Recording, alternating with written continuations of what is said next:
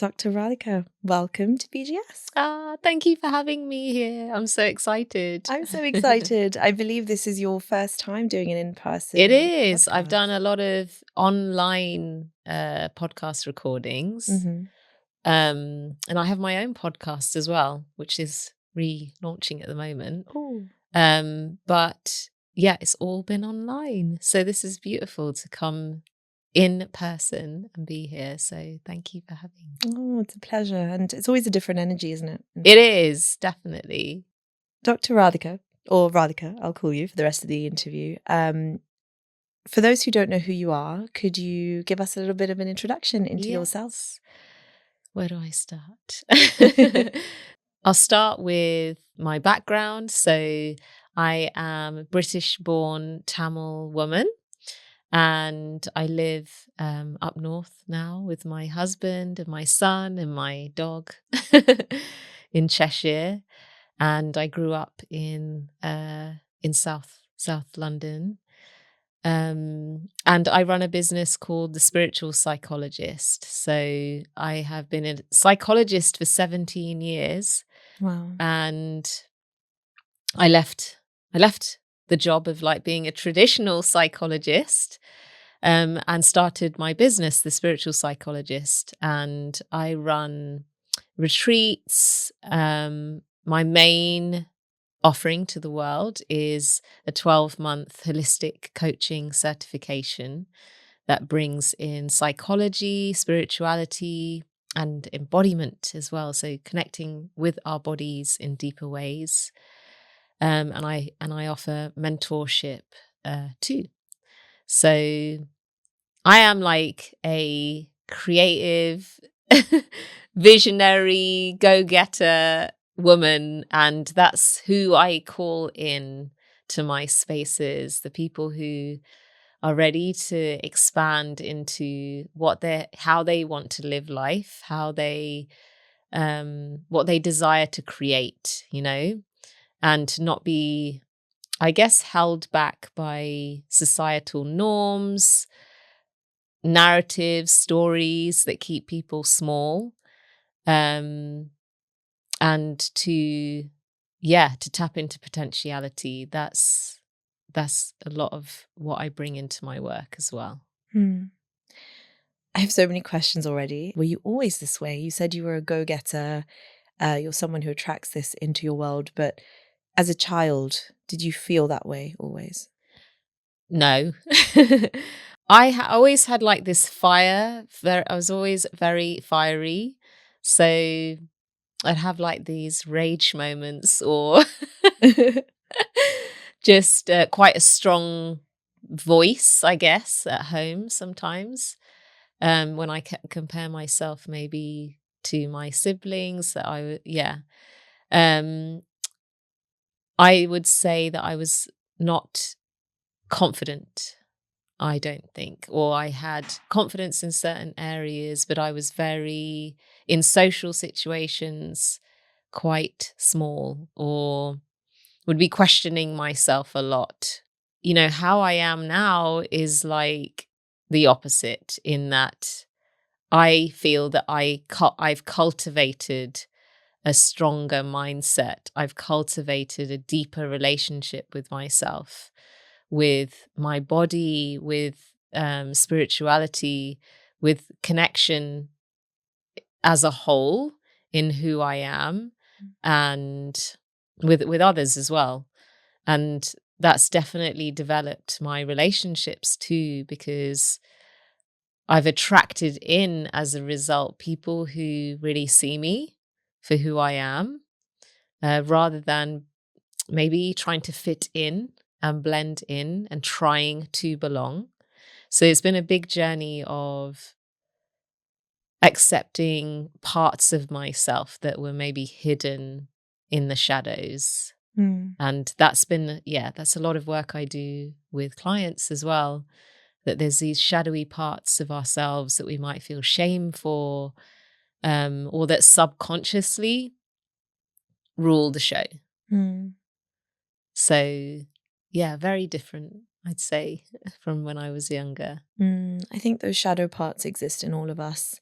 And I'm also noticing that a lot of us are talking more about them, and we're also, or we may not be talking about them, but we may be tackling them in our own ways. So Yes. I'd love to know whether there was a point in your life that you can identify where you decided you'd had enough, or whether it was a gradual reckoning and a gradual kind of process of getting to where you are, this confident person that sits in front of me. Yes. And how did you do it? Yeah. So I would say I probably about 5 or 6 years ago went on a deep healing journey. It was a spiritual awakening journey. That's what it felt like, where I felt like I was in these internal patterns that didn't feel healthy. They didn't feel helpful.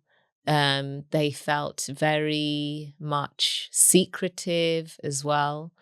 And, you know, I'm one of those people that I could walk into any room, and even if I'm having a bad day, smile, Mm, and everyone would just think you're all right. yeah. So this was an internal an internal journey that that people didn't necessarily see. Yeah. And it really involved self-responsibility, like radical self-responsibility and truth telling to myself.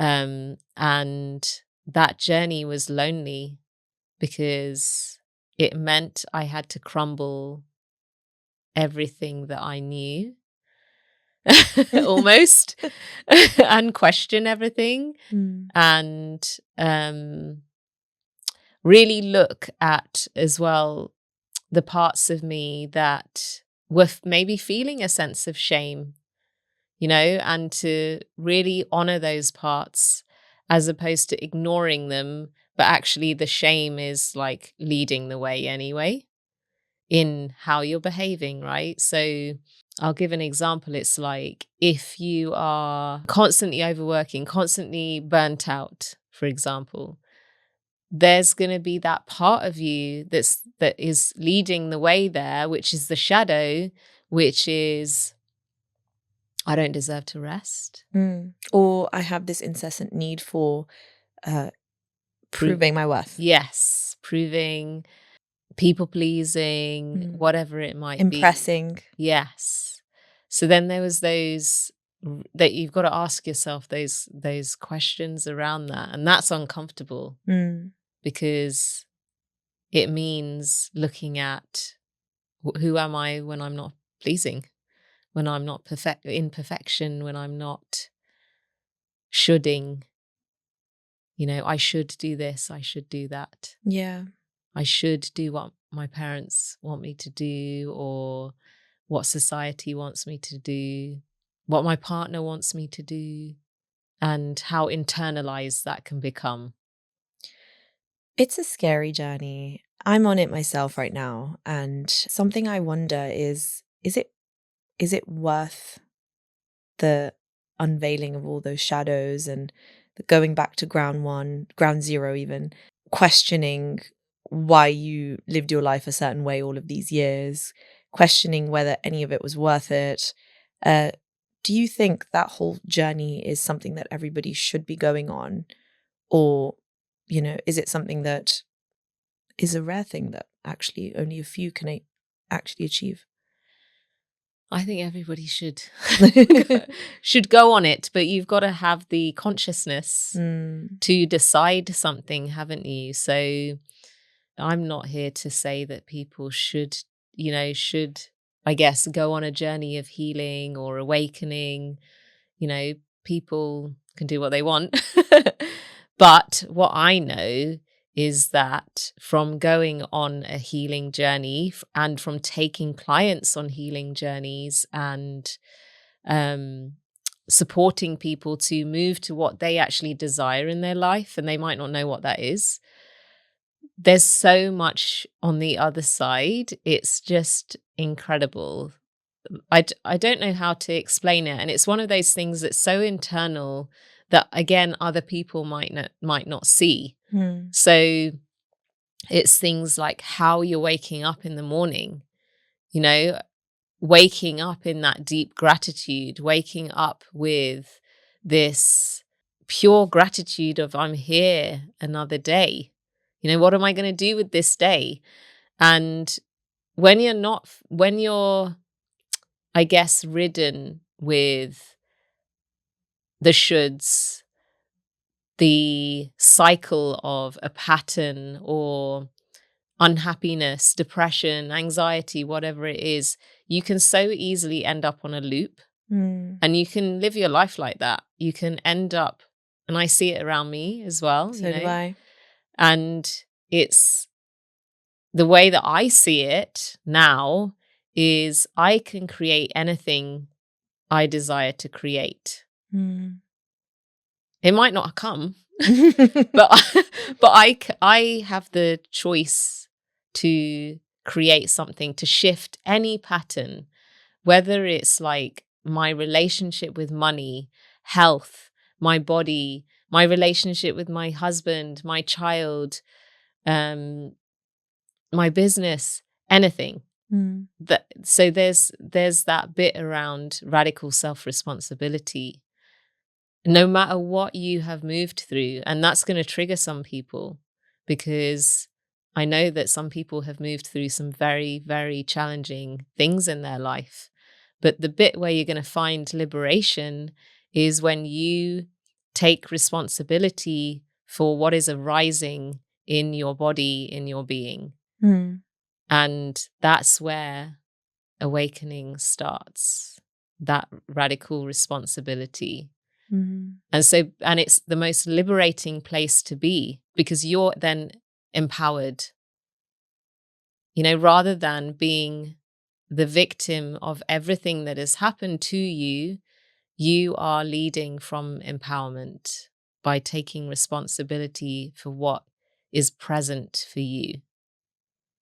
And it's also that it opens up your realm of possibility, right? Yes. It opens up the ability to hope and dream and imagine a different life for yourself, or, you know, a more aligned version of life that will work for you.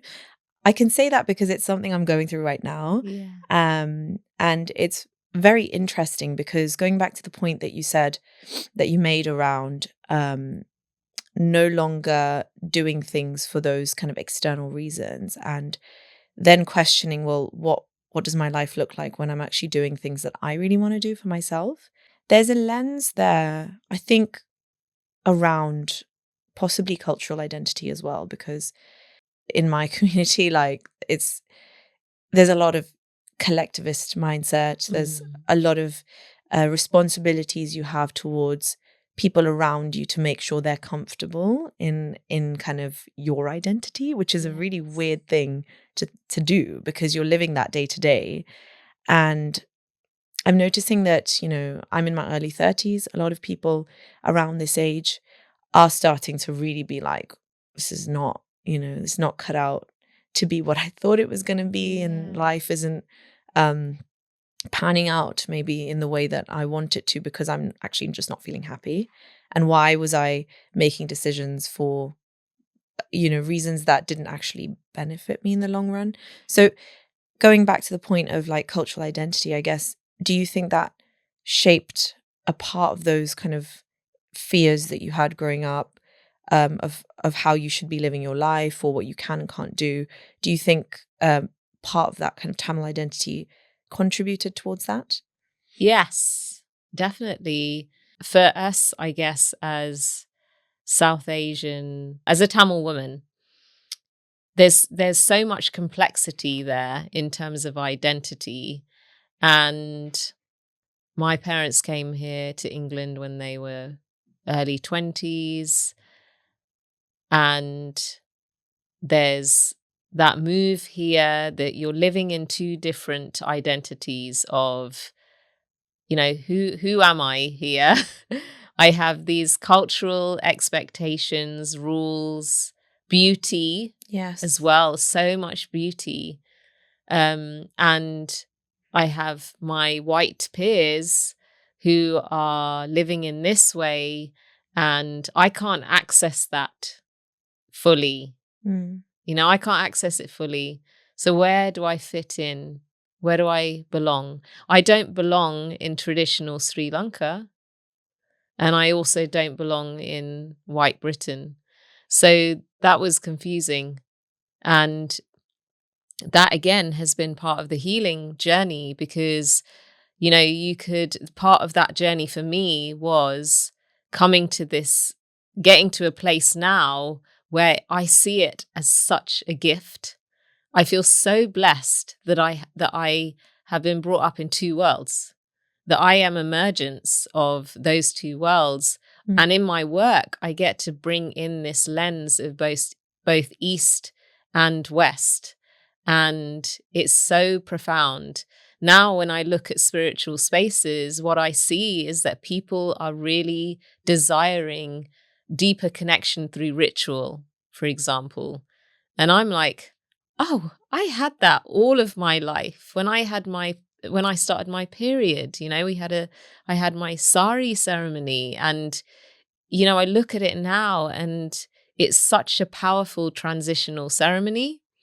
And when the baby has their first tooth, there's a ceremony for everything. When my dad passed away, it was just such a potent ceremony, the last rites. And I look at all of those experiences now, and I'm so grateful for them. So there's so much richness, that is such a gift. And also, being in the Western world is a gift as well, because there's so much freedom in expression. There's so much, there's so much juiciness there as well. So it's just such a blessing. And this is where, something can either be a shadow, where it's like, this is negative, right? So when I was younger, it may have been, I just want to go out with my mates, right? They're allowed to do that. I'm not allowed to do this. And getting really upset about it, right? And you can actually carry on with that identity in your 30s, in your 40s, if you're not careful, right? You just stay in the identity of a 7-year-old that's like stomping around. And actually, the healing, when you're going through a healing journey, you're bringing in those parts of you. You're bringing in acceptance of those parts of you. So I'll give an example, actually. I've recently started learning Carnatic vocal. So I sang when I was younger, and then I lost connection with it. I went to uni, and it just kind of stopped. I completely stopped singing.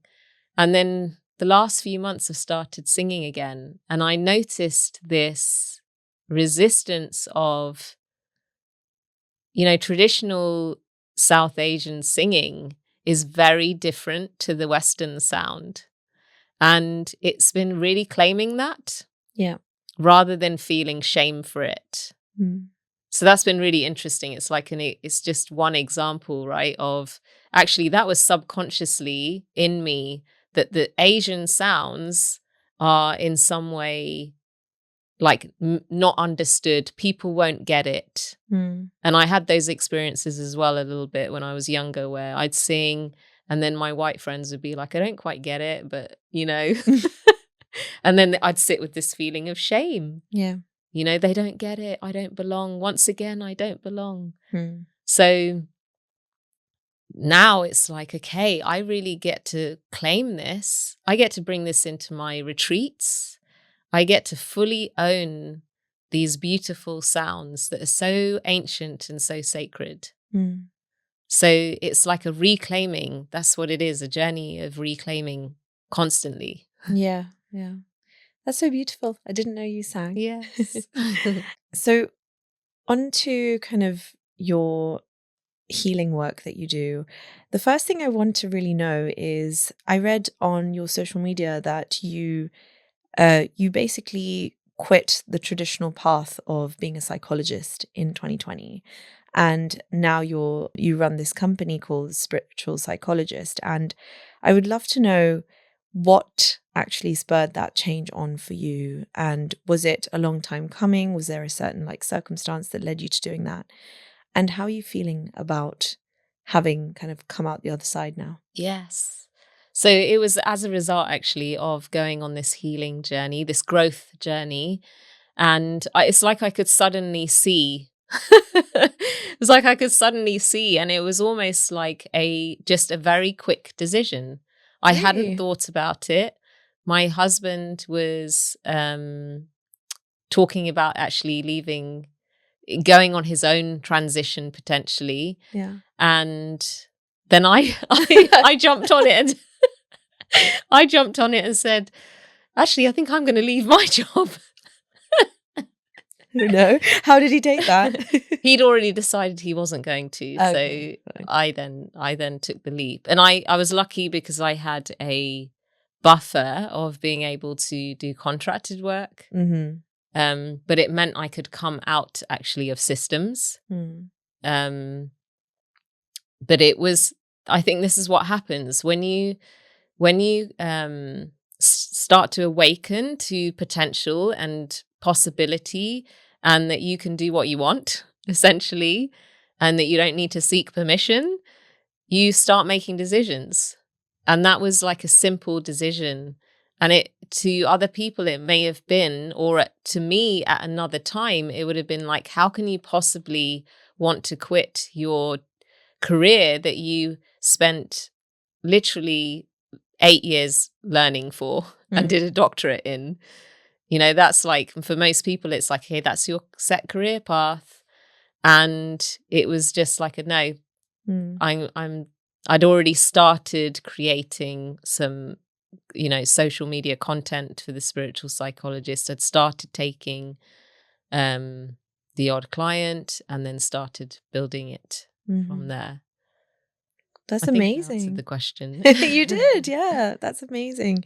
And you've talked about healing a few times. And actually, I'll be completely honest, I don't know what healing entails specifically because, we understand about the traditional formats of taking therapy and, seeing a therapist, etc. But healing sounds like it's a very different thing as a process. But I could be wrong. So would you be able to actually explain that a little bit to me? Yeah. So this was the revolution I created, I guess, in my work in the Academy of Healing, which is my 12-month certification. So the challenge that I found on my own journey was that I worked with therapists, for example, or counselors, and it felt after a point like we were just going around in circles. And it felt negative, actually. It felt like it was kind of just getting to the point where it was like everything is a challenge, everything is difficult, and it just felt like things were stuck. And when I started going on down more of the spiritual route, I realized that there's something deeper here that we're missing. And it was about that connection to the unseen realms, to however people want to call that, gods, divine beings, universe. guardians, ancestors, universe, that there's something there that is guiding you. So it's a little bit like, for me, that intuitive response of, it's time for you to leave your job. It was just there. And it almost didn't come with any fear, actually, until later. But at that time, it was such a clear decision. So where does that come from? That's intuition. That's spiritual to me. That's guidance from something we can't comprehend. And so that was a huge part of my healing, developing that trust in the fact that I was supported on this journey, that I'm not doing it alone. And I then started experiencing, I don't know, little miracles or magic or moments of synchronicity where it's like, I was just talking about this thing and then it's landed in for me. Yeah. And it's really hard to explain to people, but it is connection on a different consciousness, I believe. And so that was a huge part of the journey for me because it built faith. And actually, when I look at people who are really into their faith, I'm like, yes, it doesn't, like, to me, it doesn't matter whether it's a religion or you're non-religious. I'm it to me, I'm like, okay, it's beautiful that you have that faith, that trust, that hope supports you so deeply. Yeah. And it's cultivating that within yourself, whatever that looks like. And that can be a bit messy. And then also the other thing I teach about is embodiment. So I bring in these different elements that support healing. So it's working with the mind. It's understanding, okay, why is it that I'm functioning in this way? You know, what is going on here? And then also the spirituality side, developing, harnessing that connection, and then embodiment. So embodiment is so many different things. It is deeper connection with your body because so much wisdom exists there. And that is information for us. So much pleasure lives in our body, and yet we don't know how to connect to it. And there's so much around embodiment where you're embodying the version of you that you desire to become. So, for example, I put out a post the other day and it felt like a bit of a wild post where I was like, I want to make this much money. Yeah. This is how much money I want to make. And it's like that's been landing in for me for months. And it's like, why is it that number? I don't know. That's the number. And so I shared that. And every day I embody or try to embody or bring the energy of the version of me that is making that much money every month. So I'm like, okay, what would she be doing? Would she be like, getting up and eating hula hoops?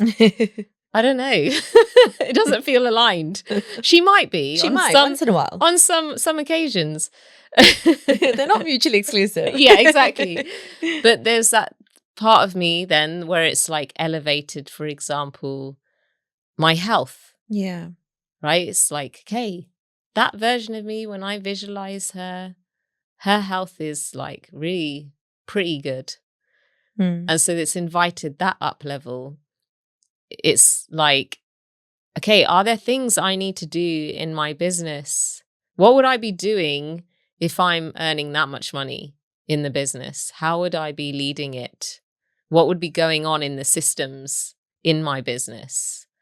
And then it's like, okay, I'm going to do that. So everything is channeled into that version. So I'm already her. Yeah. It's just not shown up in my external reality yet. But it's like I have this faith of, I'm pretty sure it's coming.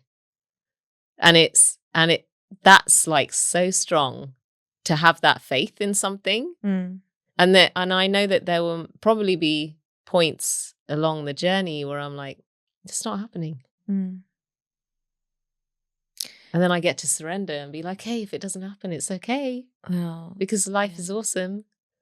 And surrender is actually a key thing, isn't it, in this whole like spirituality topic. Do you think that there's, I don't know, some sort of like version of you that's already doing that exists somewhere? Yes, I do. I can picture it. Yeah. I feel like there's so many different versions in multi-dimensional realities, different versions of who you are, of who you could become. But also, like, if you never imagine it, then there's no way in hell it's going to happen. So you kind of do need to at least start visualizing it. It's that whole like kind of visualization and manifestation topic, isn't it? Of like, oh yeah, okay, that's something I'm becoming, or I am her. I'm just on that journey to get to that point. Yeah. I find it really hard to always believe that. Like, some mornings I also try and, manifest those things for myself. And to be very honest with you, I don't think BGS would exist if I hadn't believed that there would be a possibility for me, because this whole thing was very unconventional in my life Yeah. to be doing this. But some mornings I wake up and I'm, PMSing and I'm having a bad morning, or I've had an argument with someone and I'm just like not enjoying anything. And I'm like, ugh, what even is the point? Do you have moments like that? And how do you come Yes. out of that? Yeah. So one of the biggest things I feel like there's so much depression, anxiety, all of those kind of challenges because we carry shit around. We literally carry our emotions around, Mm. like having a heavy rucksack with loads of big stones in it, and you're just carrying it all around without putting it down. So this is part of the work. This is part of somatic embodiment. This is part of connection, deeper connection with yourself. It's knowing that the bag can be put down and that you get to feel. So we have to create safe space for that for ourselves. We have to learn how to do that because it can feel uncomfortable because we've not been there before with ourselves, and to surrender. It's like, the PMS thing is the perfect example. We're in a culture where, we're meant to be like pushing our way through, forcing and bypassing our natural cycles as women. And that time is so sacred. That time holds so much wisdom. You're literally shedding everything from the last month, and we don't allow it. We're in resistance to it. We see it as a burden rather than a gift. Mm. So that's one example. And, if you're sitting there like, I want this thing to come into my life, and you're like contracted and you don't want to do it, then don't do it. It's like, just be. It's okay. But you can, so it's that flow, isn't it? It's the flow with natural cycles of life, of nature, rather than like the very colonial, patriarchal mindset of you've got to be on it all the time. Mm. And if you're not, it means there's something bad or wrong about you. It means you're not a good manifester. It means that you're failing. It's not going to come, Mm. and that's not the way. If you look at indigenous cultures, communities, they're not in that space, are they at all? No. They're They also just, don't live in big cities, though. yes. They're not surrounded by a certain kind of mindset that can be quite reductive. Yes. And I sometimes think that is the challenge when you're living in the Western world, to be surrounded by it constantly, but not let it get to you. Yes. And, I guess it's what you're talking about. It's the practice, isn't it? It's the constant reminder that like, I have to remember that, this is a gift, or I have to surrender to certain things, and I need to believe that there are possibilities. And it's messy and probably will be for a while until we're at a point where we're like, enlightened and nothing bothers us. But I mean, most people aren't there yet. No. So. And with enlightenment, I think you can have I heard somebody talk about enlightened moments. Oh, I like that. So it's like you're not striving for nirvana. You're having, is that right? Striving for nirvana? You can have enlightened moments. And it's like you can have enlightened moments throughout the day. Could you give me an example, maybe, of So, any you've had? So the other day, I was feeling like exactly what you were saying, right? Where you're like, I just can't be bothered, or I feel so much resistance in my body. I feel like nothing's working, or just frustrated about things.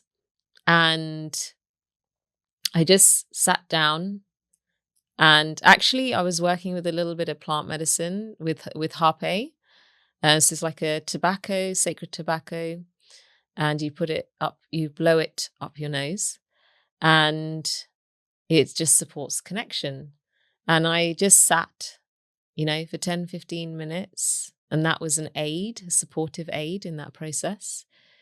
And I just felt this return to home, of, okay, everything external that I'm attaching to, that I'm getting stressed about, it doesn't even, it doesn't really matter. It was just that coming home to who I am, the essence of who I am, my enoughness, my beauty, enoughness. That was the thing that was coming through. So it was remembering that. Other times I'll go to my altar. I have an altar space, and I have a photo of my dad there as well. And I will go to that space. And as soon as I go near that space, when I know that things are brewing, I will literally just start crying. And it's like, I know that that's my safe space to go to be held. Mm. And it's like, that's where I usually process stuff. And it's that, again, that release. It's like a release, or just a reminder, or just a breathing practice, or a meditation where you return to yourself. You return to your soul, your body, that sense of inner peace. That to me is an enlightened moment. Mm. Or it can be, I'm really going to enjoy, like, I work with cacao. I'm really going to enjoy this cup of cacao. I'm on a bit of a cleanse at the moment, so I can't have cacao. Ceremonial cacao. So I'm like already dreaming about it. So, and it's like really creamy and delicious. And it's like, that to me is an enlightened moment where I'm connecting with pleasure. Yeah. Or it might be cuddling my son when he's just, waking up, and he's really nice and warm. And I'm like present with him. Mm. And it could just be even a fleeting 5 seconds. That to me is an enlightened moment. Mm. I think it's presence, really. Yeah. I was in Bali recently, and I did my first cacao ceremony ever. And it was like, I love that that I can tell this story, but it was Valentine's Day, and I was actually there by myself for a few days. So I don't really celebrate Valentine's Day, to be honest, but like I was like, you know what? I'm actually going to take myself out on a date. Yeah. And I booked an ecstatic dance and cacao ceremony. And I'm a dancer myself, but I dance in very different formats. Like, I go to dance classes in the city, and I'm surrounded by people, often people I know. We're following a routine, we're learning it, we're performing it. There's cameras, all of that. This was a very different experience. Was it at the yoga barn? It was at Alchemy in Uluwatu, okay. but I did go to the yoga barn. I did a sound healing there. Oh, nice. And the one in Uluwatu was honestly probably a highlight in my life, because it was the whole like holding the cacao in your hands and like thanking the universe for it, and like really just like pausing, because we never pause and really appreciate how much of a miracle it is to be here. And I think I'd been going through a lot of my sort of ups and downs in Bali as well, of like just figuring out what the hell I'm doing with my life. And I had never danced in front of strangers and felt so apprehensive at the start and so like released by the end of it. It was just the most amazing experience. I didn't meet a single person. Like, I was just there with myself, and obviously dance with people. And for those who don't know what it is, it's basically kind of like a club, but you're not allowed to drink apart from cacao. And I think that was an enlightened moment. And a facilitated one, because the environment was created, but one that isn't facilitated or dependent on like, going to a certain event, is just bodies of water for me.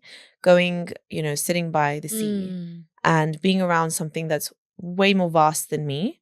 So like looking at the stars, or, like, it sounds a bit cheesy, but honestly, like, water really does it for me. If I just go stand by the Thames for a bit, I used to do this thing in uni where like, I'd had a couple of like really tough moments during uni, and I took the tube to Westminster. I sat like next to the Thames, and I just cried like I was in a Bollywood movie. Oh, I was like, I just needed that release. yes. So That's healing. it's healing. The elements are healing. Yeah. So that's beautiful. That's Lovely. that's one of the themes throughout the academy as well, that connection to the elements. You're coming back to earth. Yeah. You're coming back to the land. You're dropping everything that's going on up here, and you're bringing yourself back to that grounding, that supporting, that remembrance. So tell me a little bit more about the actual specific practices that you offer. So you have something called a freedom expansion method, which is something that you specifically offer. So I'd love to know more about that. And then maybe if we could learn a bit more about your retreat this year. Yes. So the freedom expansion method is what I was talking about, where we're combining, we're not using, when I work with people, I usually work with people actually not so much around, actually, yeah, this all intermingled. I always say more around growth. So people are feeling like they're in a cycle or transition, or they're moving through something. They've maybe done some inner healing work already, but they're really craving, something different in terms of how they're supporting themselves. Personal development, right? But it's like personal development on crack.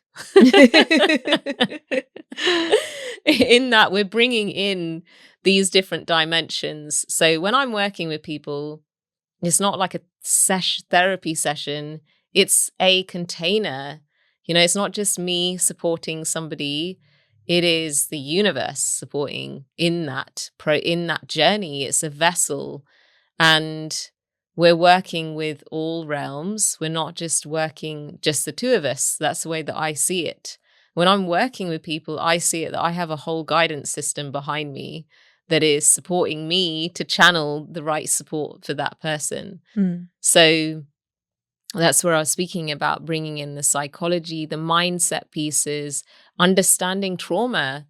What are people carrying that is keeping them in spaces of deep sadness and loneliness, or keeping them in narcissistic relationships, or relationships that they just don't want to be in, or in a job that they don't want to be in, and understanding like what is going on there, hearing, really kind of validating and witnessing those unique stories. And then I combine it though with the body as well. So we can go into practices where there's deeper connection. I mainly work with women, deeper connection with those centers in our body that hold so much pleasure, wisdom, but also can hold so much pain.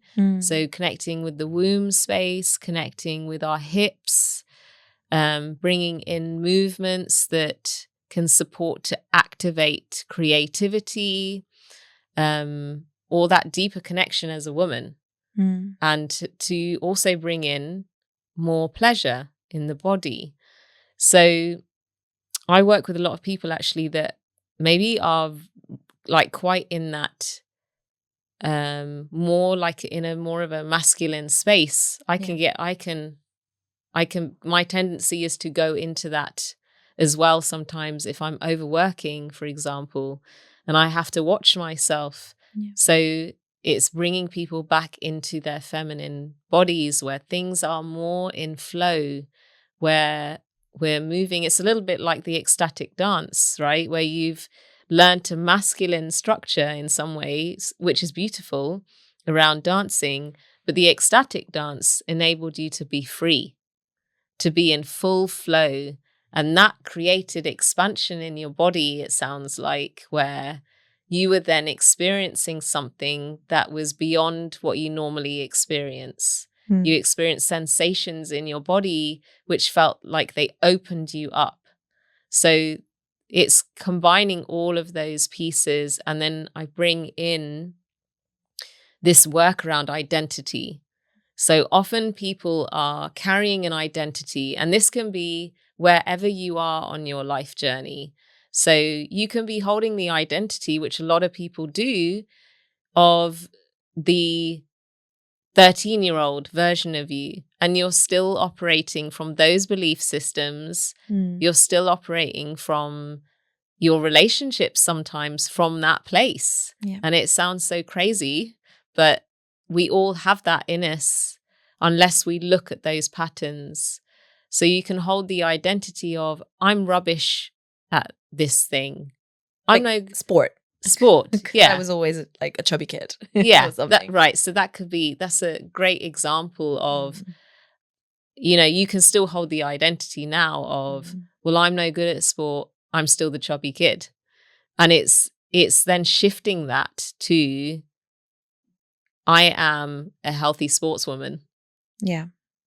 And bringing that, like, I guess, dissolving that part of you that is still existing in those younger years and bringing in the identity of the woman, of the adult, of the person who is leading the way. Your 12-year-old version is no longer, your 12-year-old version shouldn't be leading the way, but they are. Yeah.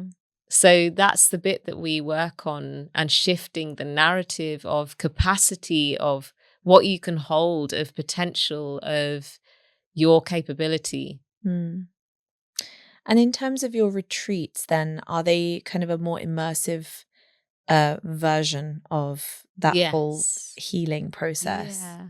So I've got an expansion retreat in October in Greece, and the last one I had was in Bali. Oh. There's a synchronicity. So the journeys they bring in all of those elements. So there's subconscious rewiring, there's psychology-based mindset work, but then we also go into ceremonies. So ceremonies where we're connecting with, what is it that we're trying to, or we're desiring to dissolve? What are those identities we're releasing? So, for example, in this retreat I'm holding, we're going to have a ceremony where we're working with the energy of Kali. So Love dissolving, her. destructing, in order to invite in the new. And so that is going to be focused on that. And then we're going to be moving towards a journey of embodying sensual pleasure, connecting with our bodies. When people hear pleasure, they instantly think of like orgasms. Actually, when I talk about sensual pleasure, I'm talking about, it can be as simple as, I was lying this morning and I was just touching my skin. And it was so simple, but what I was communicating to my body is, you're safe. Or just touching my neck, and it's like, that feels really nice. I can actually experience pleasure in my body. So, and for people who have also been through really difficult things, the association of the body can be, my body is used to pain. Yeah. My body is used to difficult things. And what we're doing in this retreat is building the capacity for, actually, I get to receive, I get to feel pleasure in my body. And if there's pain there, then I feel safe. I can feel safe to look at that and witness it and experience it in a safe container.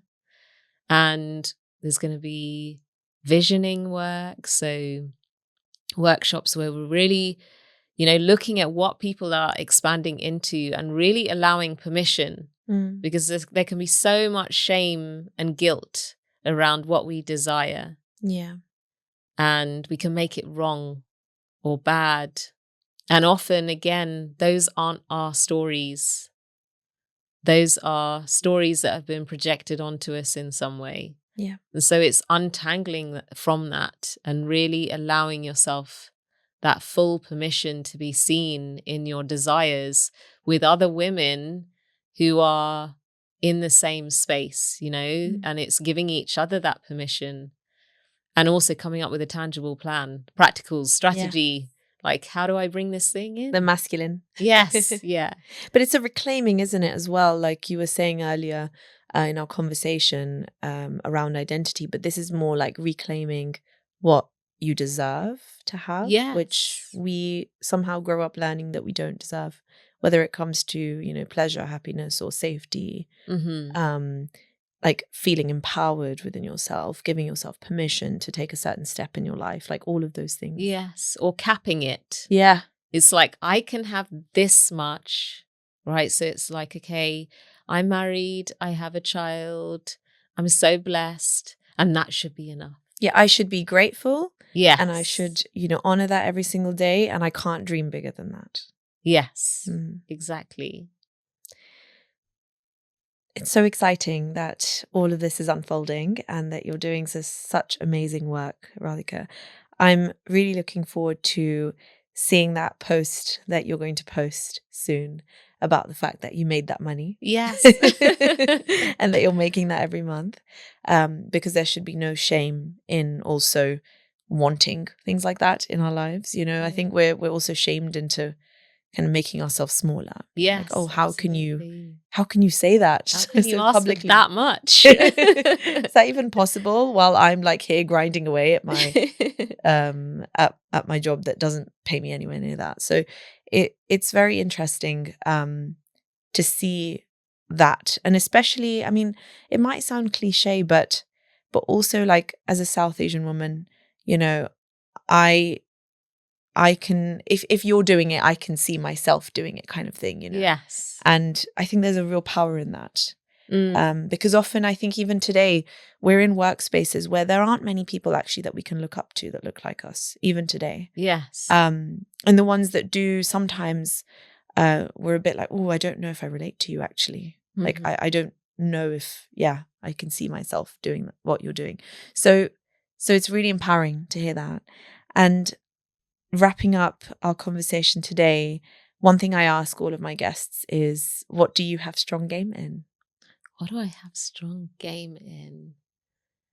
I have strong game in meeting myself again and again wherever I'm at.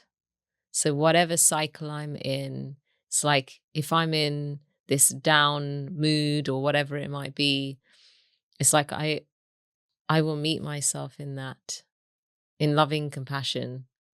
If I'm on like, yes, let's do this thing, then I go with it. It's like I don't make that bad, you know, the hustle. If I'm in a bit of a hustle space, I'm like, yes, own it. And equally, the opposite of, I just want to lie down and watch Netflix, is I will honor that. And eat hula hoops. Yeah, and eat the hula hoops. Thank you so much, Rathika, for coming on today. It was such a privilege to have you on, sharing all of your learnings. I mean, I feel like we could continue chatting and learning more, but I hope that everyone listening checks out your work. I think it's really important work. It's something that I know I've said a few times today is something that's very close to me right now, where I am in my journey. And to anyone who might feel like they needed to hear it, I hope that this gave them some solace. Thank you. Thank you so much for having me here. It's such an honor to be invited. So thank you. Hi, me again. Just wanted to say thank you so much for listening to this episode of Brown Game Strong. I hope you enjoyed it and got something useful out of it. If you'd like to stick around, then please hit subscribe if you're listening on YouTube. And if you're on Apple Podcasts or Spotify, you can click follow to get updated on all of the latest episodes. It helps me immensely in continuing to bring you more exciting guests and interesting stories so that we can continue to learn about all the awesome work that's happening in our community. Thank you for your support. It never goes unnoticed, and I look forward to seeing you in the next episode.